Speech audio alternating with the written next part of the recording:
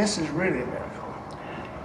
Washington said, as did his men over supplies, that if I'd made up a list of what we needed, it would have read something like this. I need 2,000 muskets. I need so many lead slots. I need so many flints. I need cannons, and I need powder. And I need food and clothing. That would be their list. This ship went out. Can you imagine? He had some old guns on there, an old fishing boat, captured a big British ship, the Nancy, the ship was Lee, captured the ship, come lugging this ship into harbor, and guess what? Had 2,000 muskets, had cannons, it had 10,000 flints, it had 10,000 musket balls. Every single thing Washington needed was captured the first day when the ship went out. And so over the next 6 weeks, the supplies started coming in miraculously, just one miracle after another. Well, now he had part of his supplies. He had tried to get the French to donate something, and the French finally said, we'll slip them some powder. So they sent in 10,000 pounds of powder. Now he had powders, we didn't have enough cannons. That was being solved. Our friend, Henry Knox and Company, went north, got to the fort, lo and behold, there were the cannons they needed. And so they packed up 120,000 pounds of cannons, 10,000 leads, 10,000 flints, some muskets, and a whole bunch of other stuff. Now the problem was, how do I get them home? He built 80 sleds to carry cannons that weighed 5,000 pounds. He had to get 82 pairs of oxen to pull these things. He had to find ships to lug them down the lake to get to where they stored up the land. One miracle after miracle after miracle happened. In fact, on one occasion, they came down the lake, hadn't gone very far, and a 5,000-pound cannon, the wind got raised, the skull tipped over, the ship and the cannon went down. Now, Henry was the most determined 25-year-old person you ever met. He said, let's go. No, we're going to get that cannon. So 2 days later, they dragged this 5,000-pound cannon out, built a new ship, and they're on their way. Happened one more time. They were taken across the ocean over a frozen lake. They broke through with these 5,000-pound cannon, dropped down in 17 feet of water. They said, leave it. Knox said, we're not leaving it. A day later, they pull the cannon out, and they proceed on. They get through the... I don't have time to tell you all the experience. Just one experience happened. Finally, they get to the mountains. So now they got to get up to the top of these mountains. No trails. So they have to pull these wagons. Incidentally, they got to the end of the lake and they needed snow. And Henry said, okay, we'll just pray and we'll get snow. Okay, Henry. 3 days later, they get 30 inches of snow. He wanted snow, but he really didn't want 30 inches, but he'd take it. So they used that snow. It was really hard on the horses and the oxen, so they had to replace them halfway through. And it's a miracle out of nowhere to get 80 head of oxen.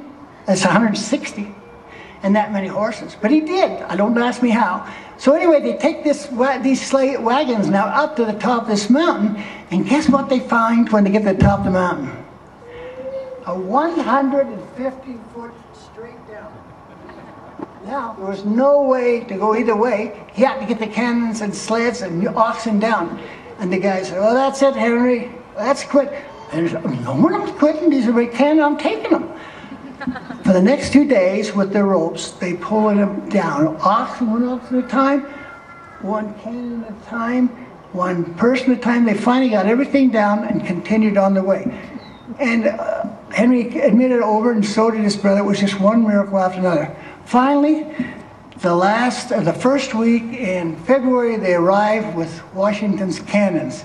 Now it's a new ballgame. Not only has Washington got cannons, he can put on various heights and blow the British out of the water, because they had 24-inch cannons. 24-inch cannons will throw a 24-inch round bomb a long ways, further than the British could fire their big ships, their cannons in the ships. As a matter of fact, the ships were sitting in the ocean, and their problem was they couldn't elevate their guns.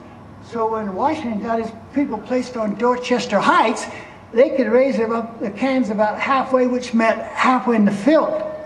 Now, this is really a great story. I'm going to cut this short because I'm already over 10 minutes, right? Way over, okay. I'm going to tell you this story because this is the best story of all.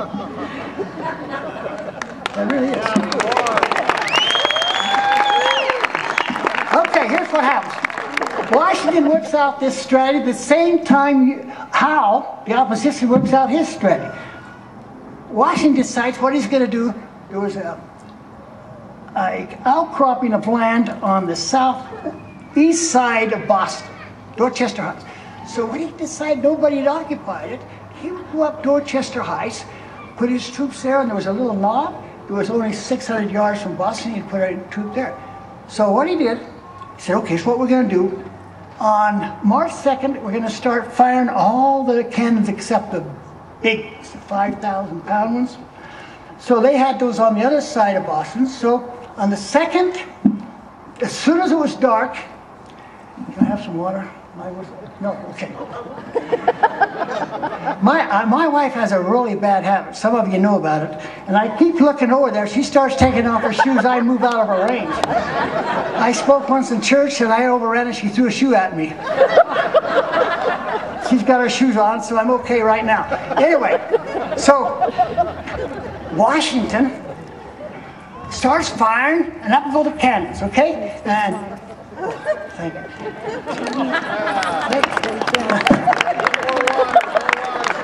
I can stay for another hour. Yeah, do it.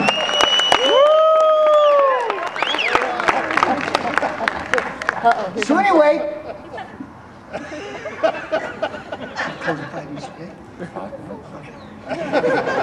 he says you want to go home. Do you want to disagree with him? Yeah!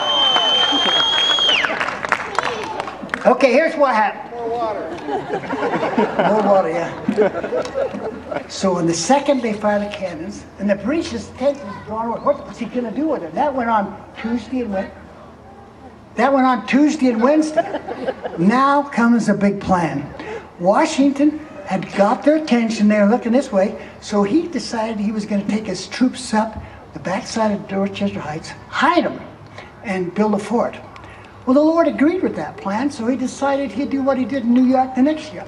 He had a fog come and sit over the top of that mountain, or from the bottom up about 3/4 away to where if you're in Boston, you couldn't see what was going on the top. You could see the bottom, it was all fog. So all during the evening, they carried those cannons, and they had built fanzines. That's taking boughs and cooking together, because the ground was frozen down 18 inches. So they couldn't get much dirt. So they built this artificial fort. They took up 55-gallon barrels, filled them with rocks and dirt. So if the British decided they were going to attack, they were going to roll the barrels down on top of them and then that. So they were all prepared all night till 3 o'clock in the morning. 4,000 guys worked to build these impressive forts. 4 o'clock, they were finished. 6 o'clock, Hal gets up, and one of his aides coming, Hal, come and see this. I can't believe it. He walks out and looks, and here, where there was nothing before, there's 2 big forts. And guess what? All these monstrous cannons staring him in his eye, staring him in the eye. And the admiral came running in, Schulman, and said, hey, we got to get out of here. They're going to destroy us. Hal said, no, we're going to attack them. So they decide to attack that afternoon. Guess what? They get ready to attack and the tide moves out. Guess what? They can't go anywhere, so they're stuck. But just before that happens, guess what? The tide goes out and the worst storm since 1750 hits Boston. Now they can't go out. They're stuck there. They can't attack Washington. Washington had a secret plan. He was going to attack Boston. So it was a stalemate again. 3 days later, Thursday, it was all over. Al decided he had to abandon Boston. Washington had to give up his plan. He was going to take care of Boston, which he couldn't do. It's too late. That ended the war, except the next day when Washington finally let his troops go into Boston, they found out the Lord had really protected him, because had they implemented the plan he had, there would have been blood running in the streets, because the British had really done a good job of fortifying every entrance or exit to and from Boston. Thus ended the war. Washington, and I have dozens of quotes, and those involved in the war repeatedly said, Providence did it. Now what frustrates me is I have a nice library, and I can quote you an example where historians quote the same thing I quote, but they take out any mention of providence or God or miracles. Why? The people involved said it happened. I'm not going to challenge them. I wasn't there, but they do. I want you to know that what I've told you is true, that we're blessed to live in the greatest country in the whole world. And if we're going to turn this thing around, there's only one way, and that's the reason I told you the story about those wonderful preachers in 1740 to 1760. They taught the people, if you want God on your side, and that's what we're going to have to win the battle we're in, you better repent and get your act together. Thank you for being so patient.